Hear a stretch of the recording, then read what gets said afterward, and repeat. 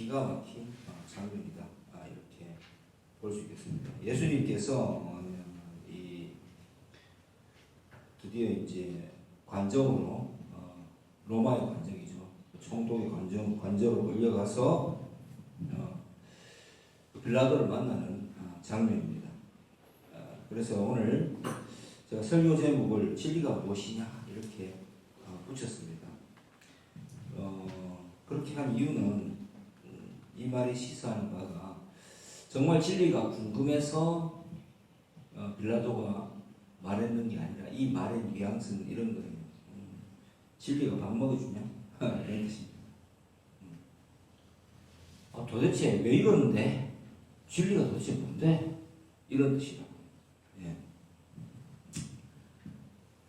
그게 무슨 뜻이겠습니까? 이 로마 시대의 로마인들은 상당히 좀 실제적인, 실용적인 생각을 가지고 있었고, 어떤 유대인들의 신앙이나 관념에는 큰 관심을 가지지 않았습니다. 그냥 이 땅에서 살아있고, 내가 이 땅에서 그냥 또 죽으면, 그냥 또 그만인 거고, 이런 아주 좀 심플한 생각을 가지고 있었고, 유대인들을 통치하는 데 있어서 빌라도의 입장에서는 복잡지만 않으면 됐다는 이야기입니다.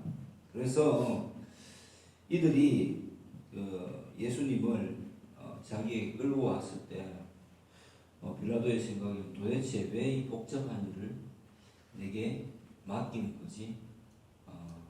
골치 아프다. 이런 느낌이었을 것 같습니다. 우리는 성경 말씀을 보면서 매주 읽잖아요. 매주 보고 여러분들 질문을 올리고 이렇게 하는데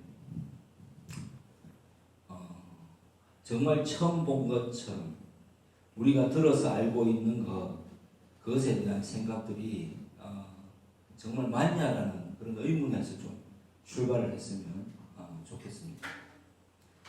그리고 이 말씀을 도대체 여기에 담긴 의미를 아는 것이 정말 내 삶의 그 지표가 되는 것인가?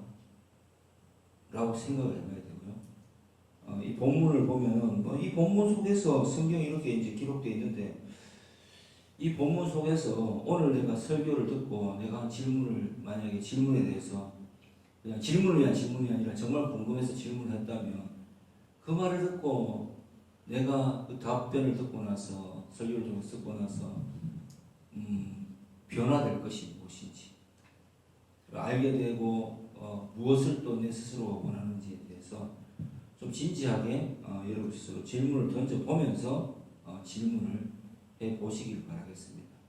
예. 왜냐하면 질문이 여러분들의 그 생각을 말씀에 대한 태도를 대변해 주기 때문이겠죠. 예. 그리고 거기에 대한 고민이 결국 내 삶의 가치관의 방향을 결정하기 때문에 그렇습니다. 성경이 말씀이 내가 그렇게 중요하다라는 관념적인 생각을 하는 거하고 실질적으로 살아 움직이는 정말 주님께서 직접적으로 내게 말씀하실 것이다라고 생각하는 것하고는 엄청난 차이가 있기 때문입니다. 어느 쪽이신지 여러분 스스로 한번 생각을 해봤으면 좋겠습니다. 나는 어느 쪽인가? 예. 자, 오늘 전체 본문을 한번 보면은 말 그대로 빌라도는 이렇게 말합니다. 너희가 그를 데려다가 너희 법대로 재판하라 이렇게 하는 이유는 유대인들의 마치 그 생사해탈권은 없다는 것을 그죠? 알고 있는데 이런 말을 하겠습니까? 그게 아니라 스데반이 죽었는 걸 한번 생각해 보세요. 스데반이 누구에게 죽었습니까? 사도행전에서 유대인들에게 돌을 맞아서 죽었습니다. 죄명은 이단이라는 거죠. 이단. 예수를 믿는 이단. 종교적으로 잘못된 자. 즉 종교적 심판을 대중들이 하고 돌로 쳐 죽일 수가 있었습니다. 그렇게 하면 되지 왜 내게 끌고 왔느냐는 이야기를 하는 거죠. 예. 그런데 왜 끌고 갔겠습니까? 예수님을 왜 관정을 끌고 갔을까요? 그 당시 예수를 따르던 이 제자들과 또 많은 무리들과 민심을 생각해서 만약 이들이 예수님을 돌로 쳐 죽이자 했을 때 그 민심이 돌아서면 어떻게 할까라는 그런 걱정들이 유대인 지도자들의 마음에 있었겠죠.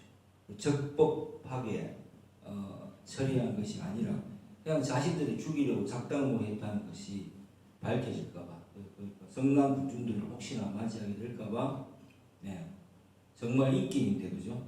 그렇게 될까봐 자신들의 손에 피를 묻히기 싫었던 것이다라고 봐야 되겠습니다. 그렇게 보면 참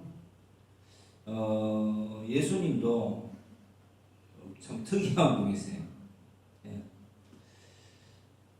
이렇게까지 이제 본문만 보면 이렇게까지 이렇게 굳이 그 잡혀가셔야 되는가?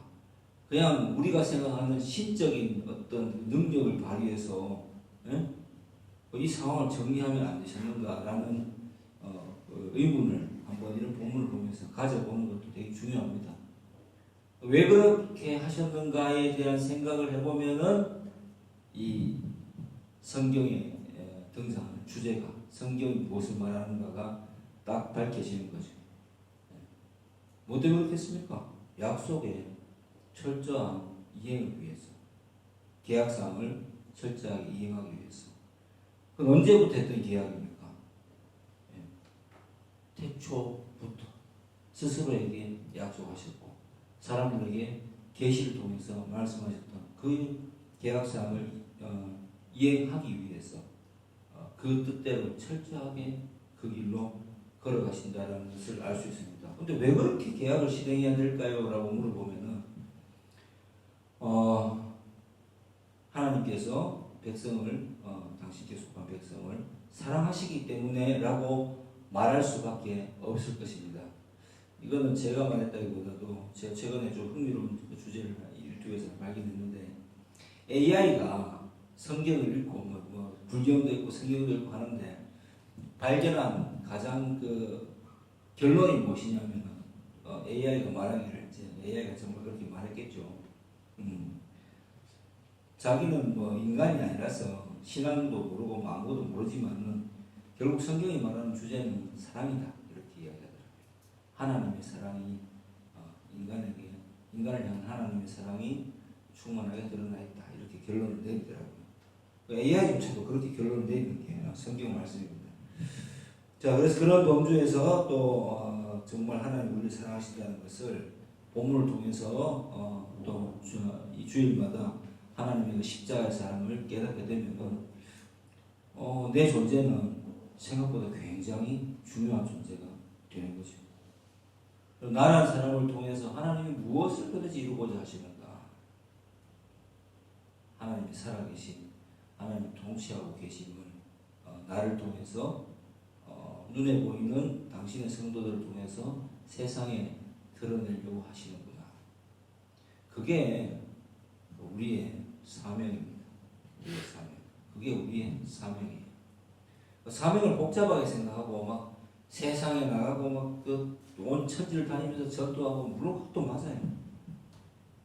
근데 온 천지를 다니기도 하지만 뭐 직장인으로서 내가 또 뭐 사업하는 사람으로서 내가 일하는 환경 속에서 내가 할 수 있는 가장 큰 사명이 무엇인가를 그죠?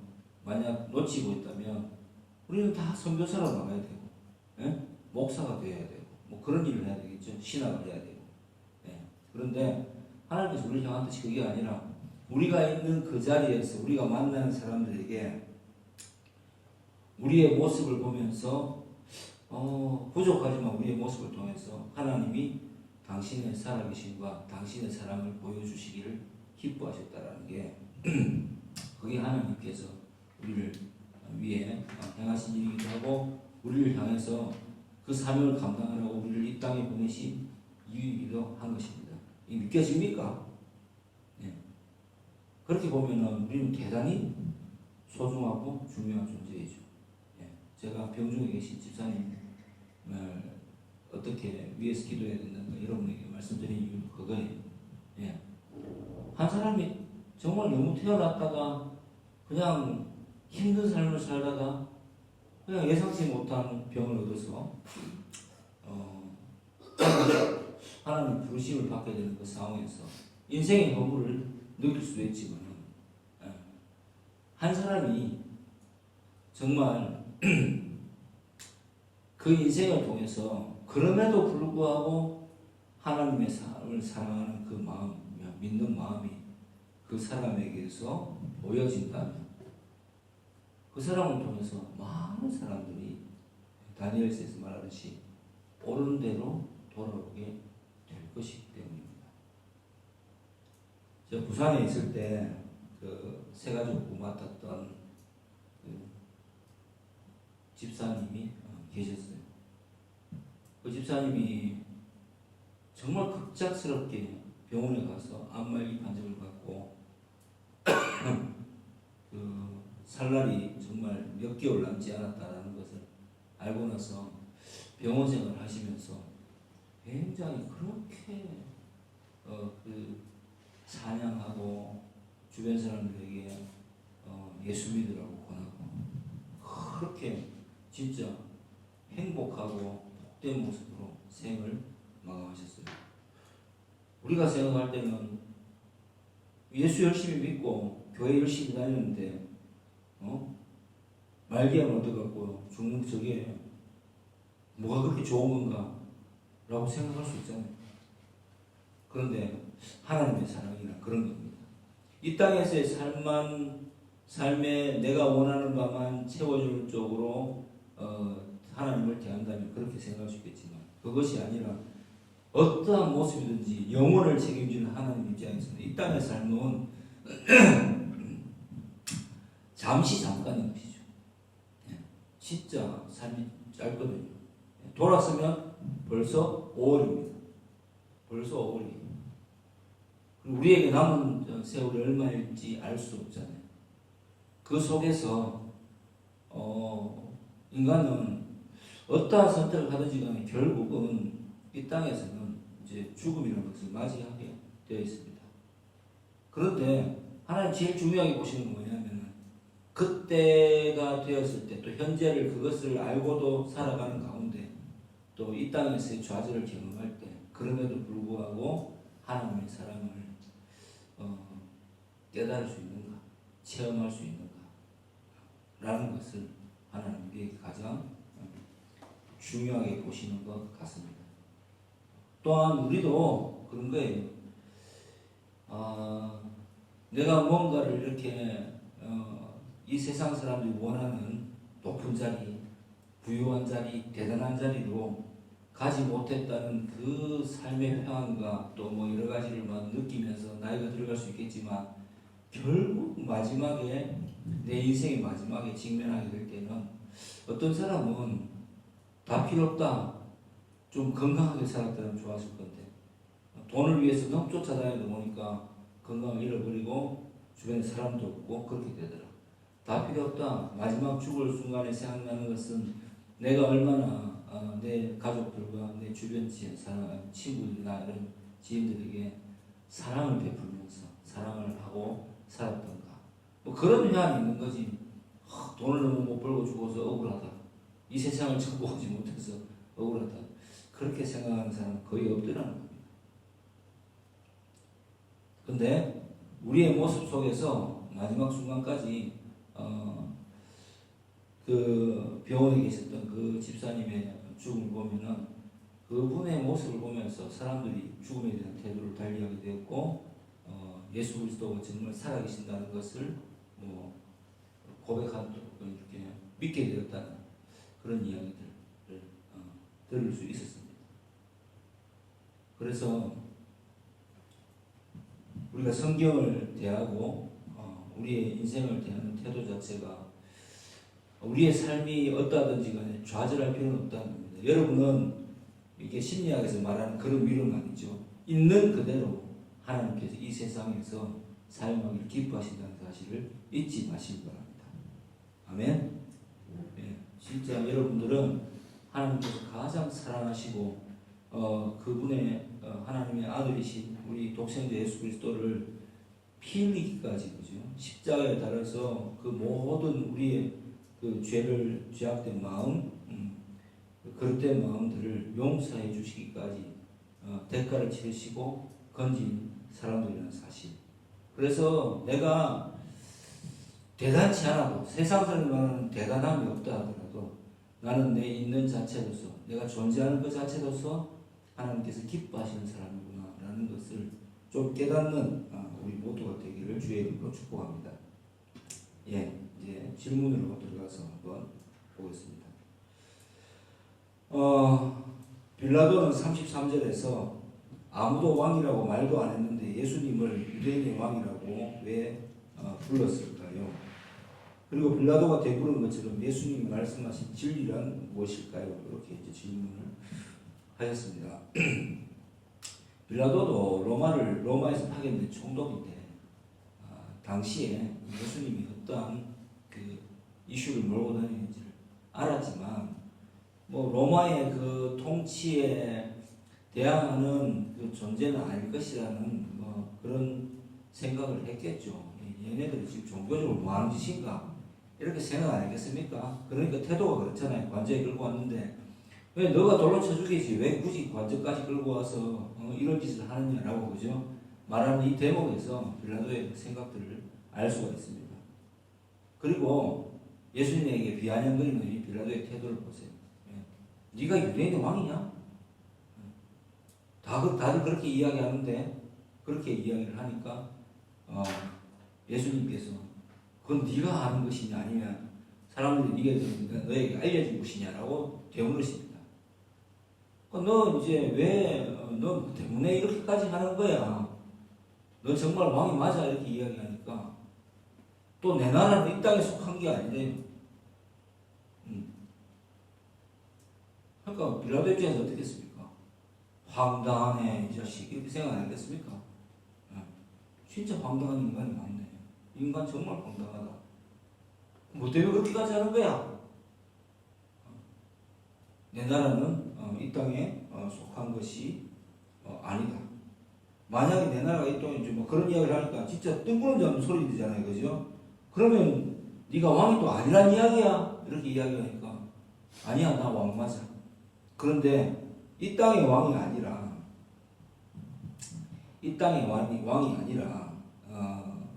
진리에 속한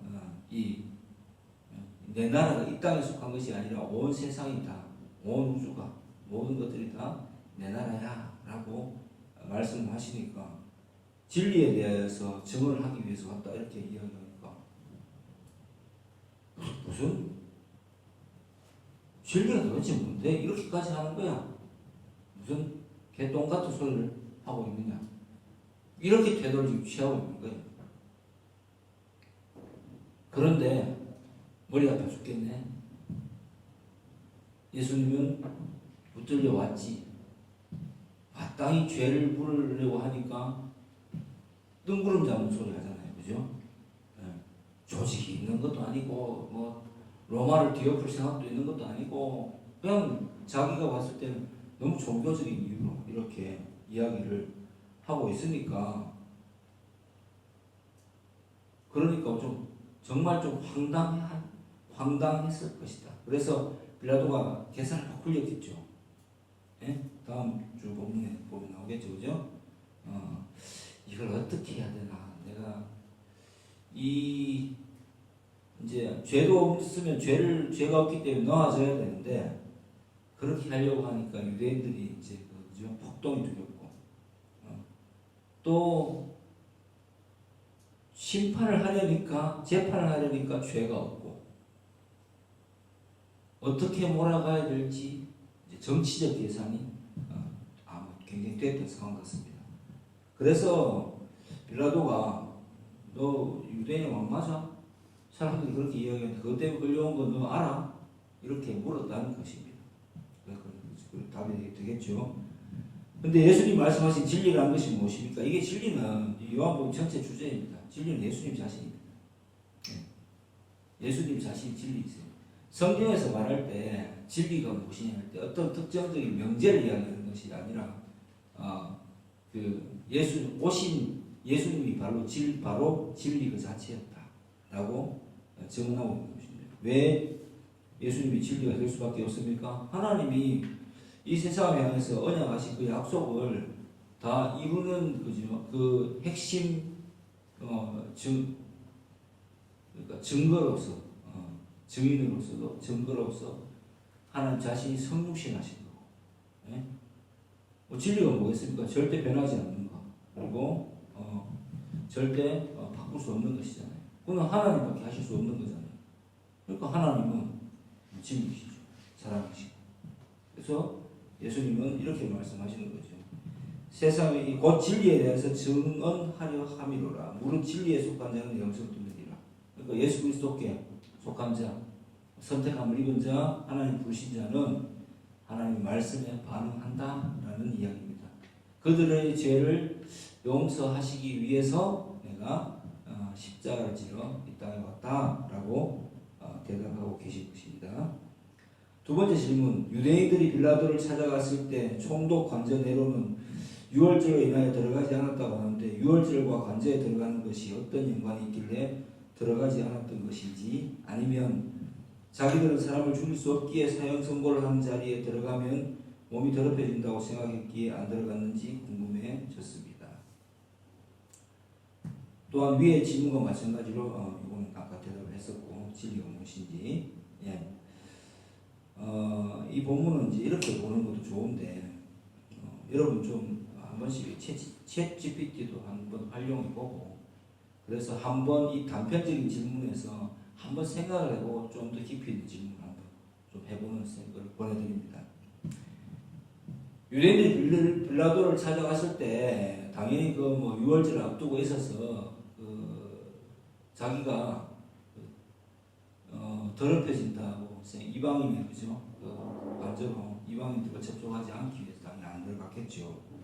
그런데 여기서 본문에서 또 재밌는 게 뭐냐면은 예수 그리스도께서 십자가를 지시는 이 시점이 유월절이라는 겁니다. 이들은 유월절 어린 양을 그죠? 먹기 위해서 유월절의 그 규례를 지키기 위해서 진짜 유월절의 어린 양이신 예수 그리스도를 로마에 넘겨주는 굉장히 아이러니컬한 일을 저지르게 됩니다. 물론 그들은 그때는 몰랐겠죠. 예. 그래서 이들이 하는 짓을 보면 얼마나 이 사람들이 진리에 관심이 없는 것인지를 볼 수가 있습니다. 굉장히 종교적인 거죠. 제가 오늘 설교 제목을 진리가 무엇이냐라고 잡은 이유, 좀 역설적인 그런 것입니다. 빌라도는 그런 뜻으로 진리가 무엇이냐를 말하지는 않았다 했죠. 그죠? 진리가 도대체 뭐야? 뭔데 이렇게까지 하는 거야? 이렇게 말씀하신 거고, 제가 말하는 진리가 무엇이냐라는 설교 제목은 정말 예수님께 관심이 있는가?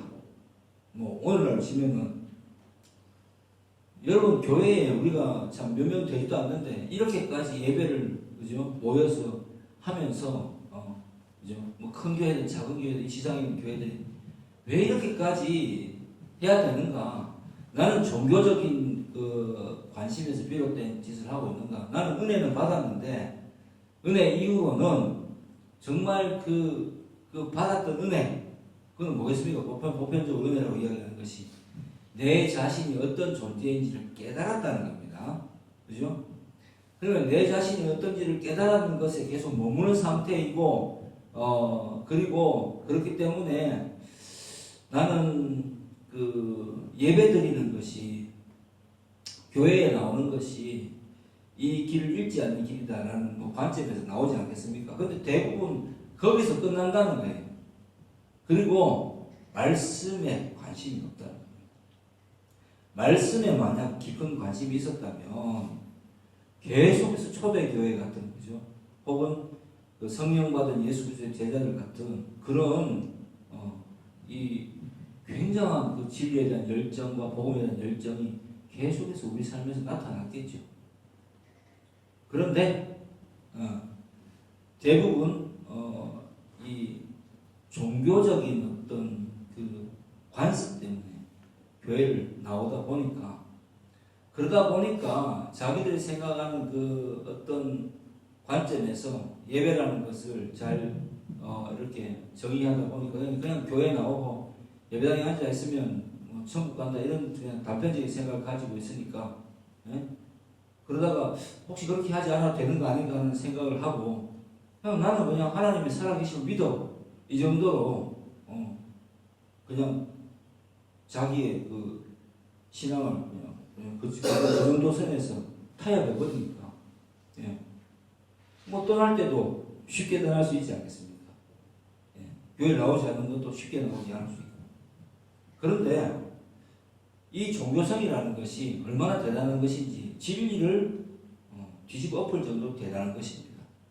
이 대제사장들도 구약 성경을 두루마리를 수도 없이 보고 연구했을 텐데 진짜 그 옛 언약의 실체인 예수 그리스도가 왔는데 못 알아보고 있었습니다. 진리 자체에 대한 관심이 없는 거예요. 그냥 오직 자기 자리에 대한 거. 대제사장이란 직위. 혹은 뭐 오늘날 보면 뭐 그렇겠죠, 그죠? 내 어떤 내 자리, 사람들 앞에서 드러나는 내 명예, 내 권위. 뭐 교회 안으로 들어오면은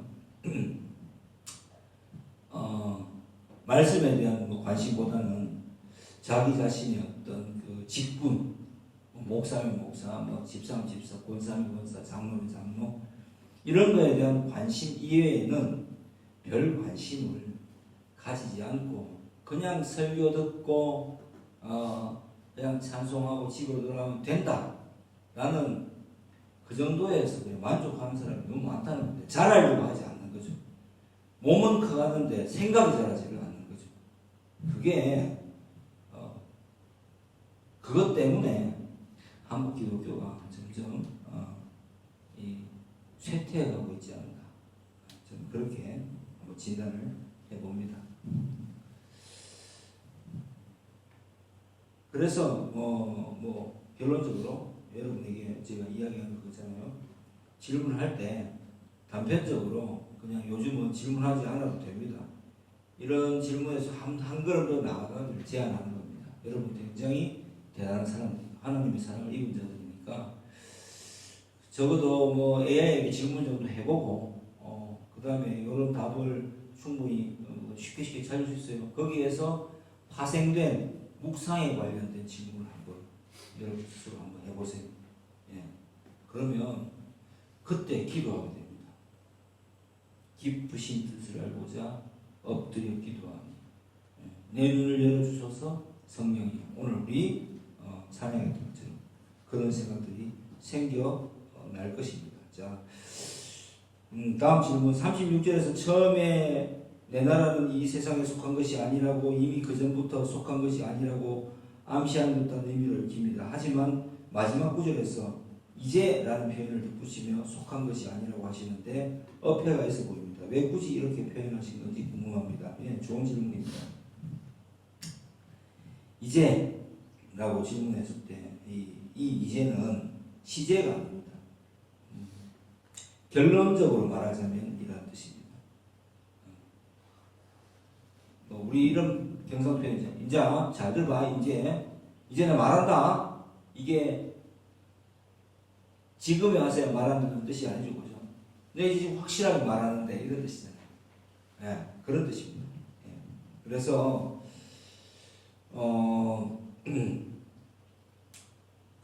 이렇게 해석하면 됩니다.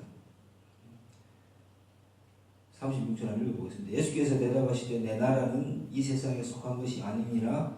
만일 내 나라가 이 세상에 속하였던 것이었더라면 내 종들이 싸워 나로 유대인들에게 넘겨지지 않게 하였으리라.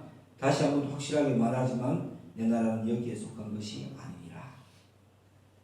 그렇게 보면 됩니다. 다음 질문 31절에 우리는 사람을 죽이는 권한이 없나이다라고 말을 하는데 이것은 예수님을 해하고 싶지만 본인들이 실행하기 두려워한 말일까요? 맞아요. 아까 대답했잖아요. 그죠?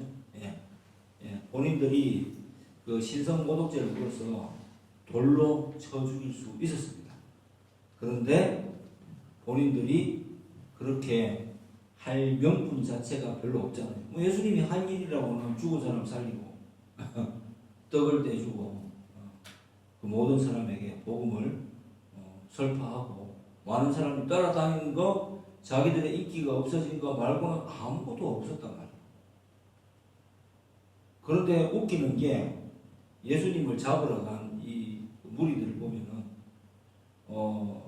제사장인 종들과 로마인 한 중대 정도가 같이, 로마 군대 사람들까지 같이 가서 예수님을 검과 뭉치를 가지고 예수님을 잡으러 갔었어요.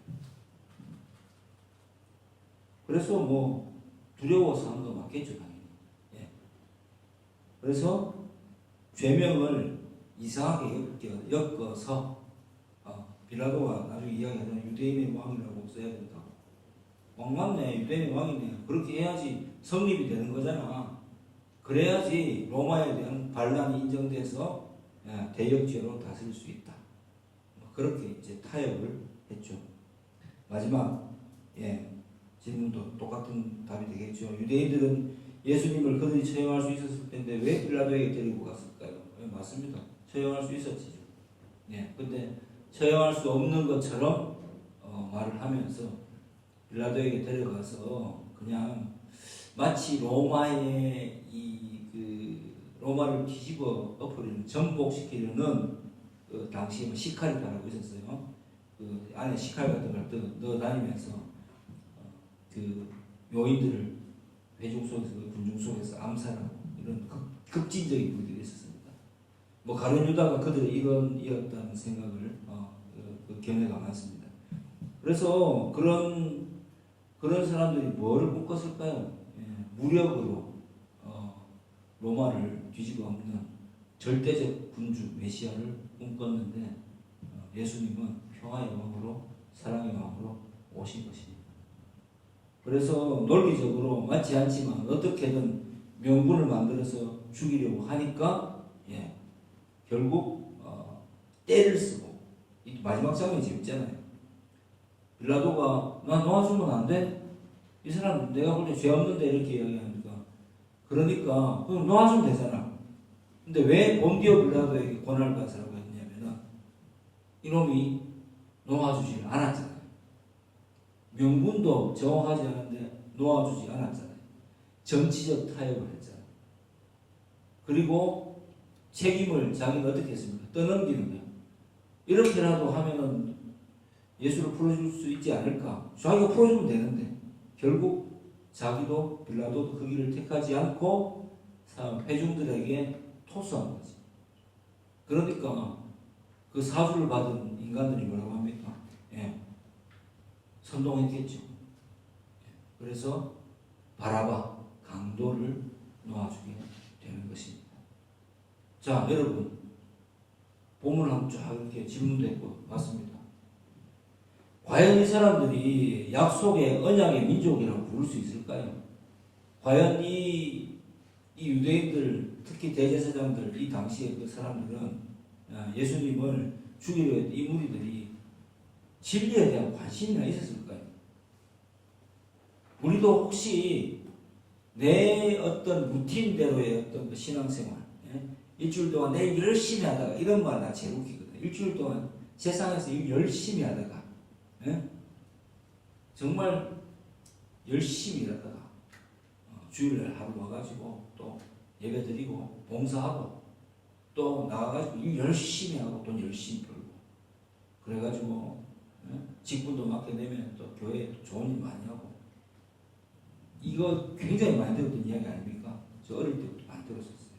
교회 가면 열심히 한다가, 열심히는 맞는데 열심히 하는 게 아니라 이게 정말 복음적이려면 어떻게 살아야 되냐면은 일주일 동안 오늘 들은 말씀을 토대로 해서 오늘 제가 무슨 얘기 했습니까? 진리를 아는 자, 하나님께서 당신의 독생자를 십자가에 못 박기까지 사랑하시는 자, 내가 바로 어떤 존재인지 알았고, 이 사랑받는 내가 세상에서 무엇을 해야 되는지 알았잖아요. 내 말하는 것과 내 행동을 통해서 부족하지만 나를 만나는 사람들이 정말 나의 모습을 통해서 얘 보니까 진짜 예수 그리스도가 살아계시고 신이 계시고 그분은 정말 사랑의 신이시고 부족한 사람을 이렇게 세우는 소망을 주는 정말 살아계신 하나님이시구나 라는 것을 느낄 수 있도록 일주일을 사랑받는 자답게 살아야죠. 일을 하면서도 또 내 생활 자체가 즐거워야죠. 내가 어떤 존재인지 알았으니까. 그런 거 있잖아요. 제가 아는 분 중에 그 대구에서 북구에서 로또 1등 당첨된 사람이 있습니다. 어제 저한테 머리하러 왔었는데 그러더라고요. 17kg 쪘대. 그리고 자기는 이제 그 사람들 옛날에 그분들 만납니까? 직장인 옛 직장분들 만납니까? 안 만난대. 그리고 제가 성격이 변했습니다. 이렇게 이야기하더라고요. 어떻게 변하셨어요? 그러니까 화가 안 납니다. 이렇게 화가. 네. 그냥 막 옛날에 내가 없이 살 때는 진짜 하루하루를 살아내기 위해서 아둥바둥하면서 살았었는데 그래서 가시가 좀 많이 돋쳤었는데 요즘은 그렇게 크게 가지고 싶은 것도 없고 화가 안 난대. 그리고 사람 좀 이렇게 눈빛도 달라지고 좀 주변 사람들이 나를 못 알아볼 정도로 내가 좀 성격이 많이 변했습니다. 이렇게 이야기를 하더라고요. 저는 그 이야기를 들으면서 그런 생각을 했어요. 우리가 모든 그것을 다 가지신 만군의 여호와의 이름을 드러내기 위해서 이 땅에 살아가는 사람이고 우리 뒤에는 하나님 계시는데 사실 우리는 하나님 뜻대로만 살아가면은 내게 주어진 모든 그 사명을 다 감당할 수 있는 그런 사람들인데 그 나를 향한 하나님의 뜻, 내가 살아가는 패턴 이 모든 것들이 충분히 행복하게 살아갈 수 있는 사람들인데 그거를 모르고 살아가기 때문에 이 땅에서 자꾸만 내가 믿음을 가지고 있다고 하지만 자꾸 이 쾌청막을 붙이고 믿고 살아가는데 나는 왜 다른 사람들과 비교해서 왜 이렇게 못 사는 것일까요? 이런 생각들을 하면서 살고 있지 않을까라는 생각을 했습니다. 그래서 제가 무슨 이야기 했냐면은 화는 안 나는데 17kg는 위험하니까 옷까지 하고 너무 말랐었거든요. 그래서 그 정도 하시고 이제 몸 관리도 좀 하고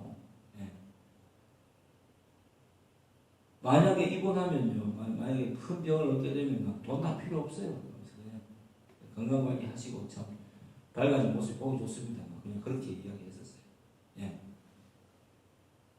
똑같은 거예요. 우리가 복음을 깨닫고 내가 진짜 이 복음이라 그런 거잖아. 나 하나님께 사랑받는 자야. 난 이게 정말 복음인 것 같아요. 정말 기쁜 소식이잖아요. 나는 내 자체로서 가치가 있어. 이 심리학이 말하는 거짓 위로가 아니에요.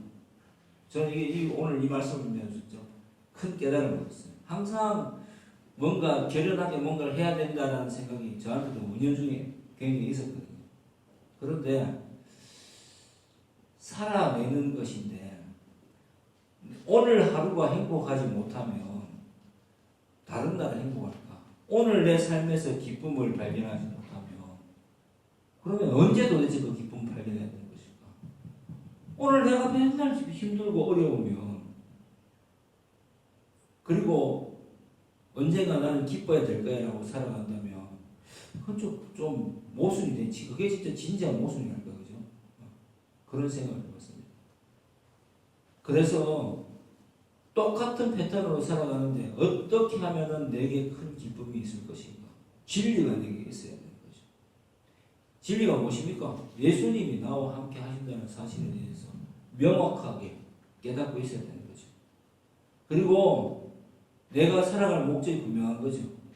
내 웃음을 통해서, 내 행동, 내 패턴을 통해서, 행동의 패턴을 통해서, 내가 하는 말과 태도를 통해서 예수님이 하나님께서 살아계시고 예수님이 참 하나님이시라는 것을 드러낼 수 있는, 그죠? 그런 결연한 태도 말고 그런 기쁨을 가지려면 난 오늘을 어떻게 살아야 되지? 라는 고민을 해야 된다는 겁니다.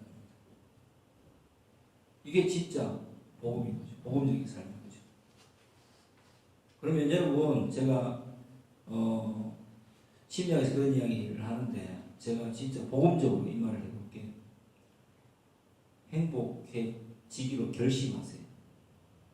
아멘. 진짜 행복해지기 결심하세요. 그리고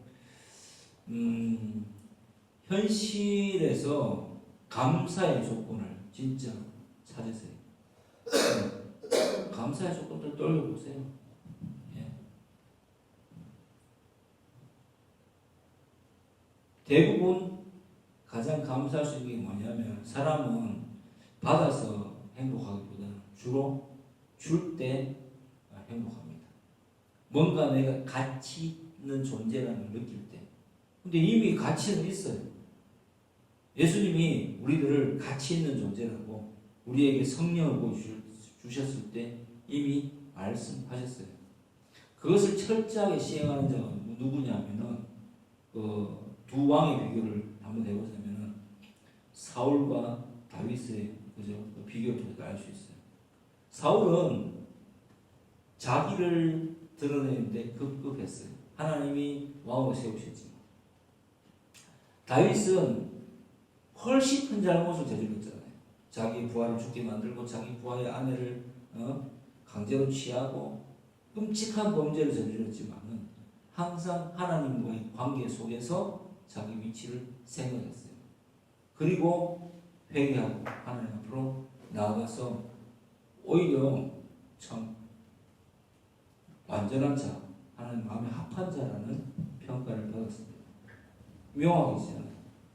우리는 우리 자신을 향해서 남들과 비교하기 시작할 때 우리는 끝도 없는 나락으로 떨어지는 것 같습니다.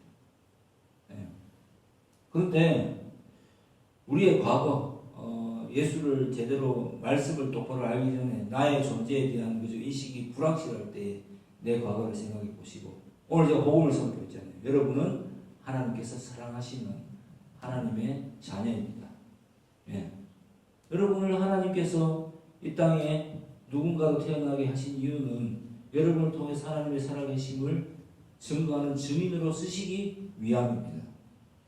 그리고 영원토록 여러분과 함께 여러분의 찬양을 받으면서 우리의 찬양을 받으면서 영원을 계획하고 계신 분이 바로 우리 하나님 아버지이십니다. 그래서 이제부터는 진짜 제가 이 말을 하게 될 줄 몰랐습니다. 행복의 조건을 하나님 안에서 찾는 우리 모두가 되기를 주의 축복합니다. 그것이 바로 진리를 깨달은 사람, 진리를 제대로 아는 사람의 신앙생활을 믿습니다. 그런 삶을 우리가 함께 살아갈 때 하나님께서 기뻐하시는 하나님 자녀가 될 줄 믿습니다. 기도하겠습니다.